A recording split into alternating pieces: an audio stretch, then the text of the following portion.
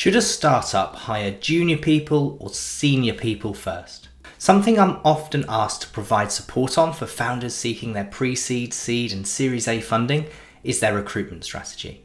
The main area of confusion or concern is whether or not they should hire a team of ambitious juniors who can grow as the business grows and thrive as a result of the freedom, flexibility and variety of their role, or whether they should make senior hires first and bring experience into the business at an early stage.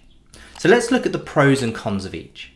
Hiring junior staff is known as bottom-up hiring, and there can be a number of benefits. First, it's much cheaper, so you can get more hours of work for your limited budget. And if you hire the right junior, they can be very capable, willing to learn, and keen to roll up their sleeves and prove their worth. They do have to be the right character though.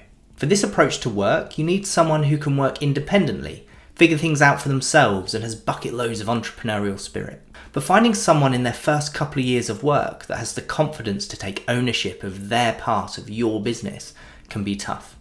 You see, juniors are juniors because they lack experience. They don't come with playbooks, strategies, tools and contacts that have worked in the past and can be replicated in your business. Sometimes this baggage is a hindrance to innovation, but sometimes it allows you to accelerate 10 times quicker. You're also likely to spend hours training them. You'll most likely feel that in the first few months and even years, you may as well do the work yourself because it would be quicker than training them up to the required standard. They're also likely to need the right assets, templates, processes and support in place to do well, as they're used to the luxury of time and the comfort zone of university life. But if you can nurture this raw talent and you have the ability and capacity to guide them, you can unlock huge untapped potential. Compare this to hiring experience or hiring top down.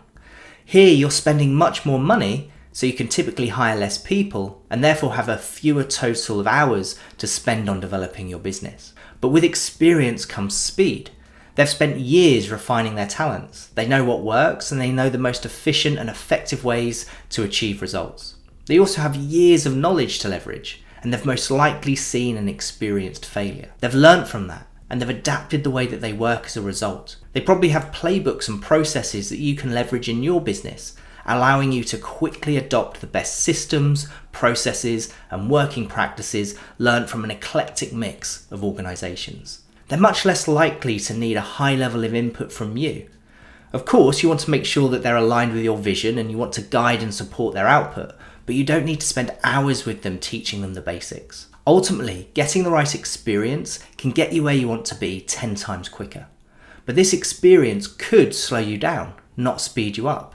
And this downside can be for the very same reason as the upside. An experienced team coming together for the first time all have different ways of working, and they're harder to mold into the way you would like to work. There may also be more conflict as each member of the team tries to impress their ideas onto the business. So you need to be able to create an environment where creative conflict is encouraged. Team members can disagree and everyone is encouraged to share ideas and disagree with each other in a way that doesn't affect culture or morale. The answer then to whether or not you should hire a junior or an experienced team is it depends.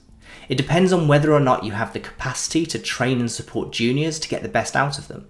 It depends on whether you're comfortable creating an environment where an experienced team can be creative and disagree constructively. It depends on what you can afford.